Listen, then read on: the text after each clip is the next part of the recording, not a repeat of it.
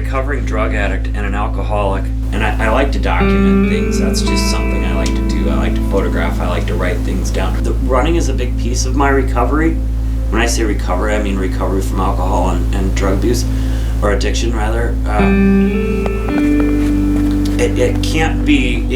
Running can't be the answer to my recovery, because I'm going to get injured, I'm going to get hurt. The running might not always be there, but it is good therapy. And I find that at these races of ultra long distances, there are many people like me there. So I have many friends in recovery, I have many friends in long running. And then if you want to think of the Venn diagram, I have some really great friends of that place where those two things intersect. And there are tons of people where those two things intersect.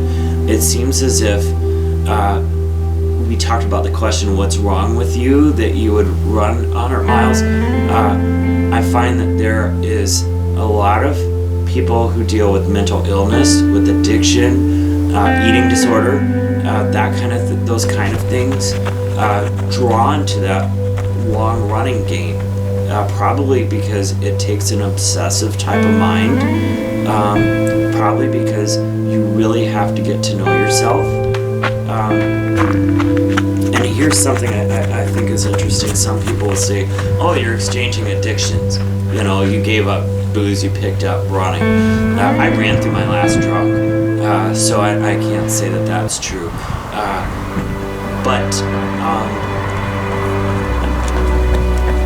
a guy I know described it really well when he said, when I was using it, I was always putting masks on. I didn't even want to know who I was when I was using. I didn't want to face who I was and those hard truths. When I'm out on mile 80, I've pulled off every possible mask that I might possibly wear. I'm getting down to the core of who I am. And so there's that sort of dichotomy too, if you will. So if you're running 100 miles, imagine there's a lot of misery involved with some of that. There is. It's a different kind of misery. You really need to consider the difference between discomfort and pain if you want to get through it, I think. Because discomfort is something that's very acceptable and temporary.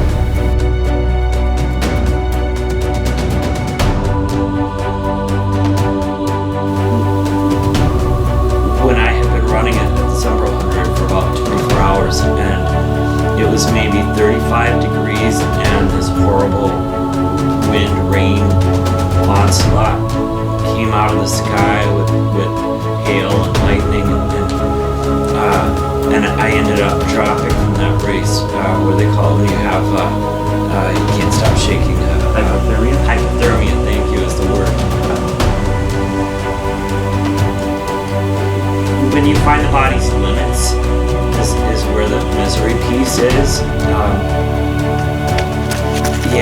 That's I can think of races where I say miles 30 through 70 were really painful, but you just keep pushing through them and moving through them, and you learn to kind of wrap your head around the pain and embrace it as, like I said, as discomfort instead of as pain, and just something that you move through. Usually when you're finished, immediately after finish, you feel like you're in a bubble. Probably it has to do with the sleep deprivation piece. It feels weird talking to people and so on, you know. It's kind of like when you've been tripping acid and you're coming down or something like that, you know. It's like you're not sure really if that other person is going to melt or not, or you know, if they're really, though, if you're just on such a different wavelength than other people, you know.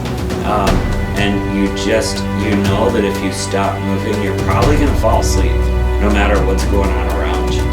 So I think a lot of it has to do with that sleep deprivation.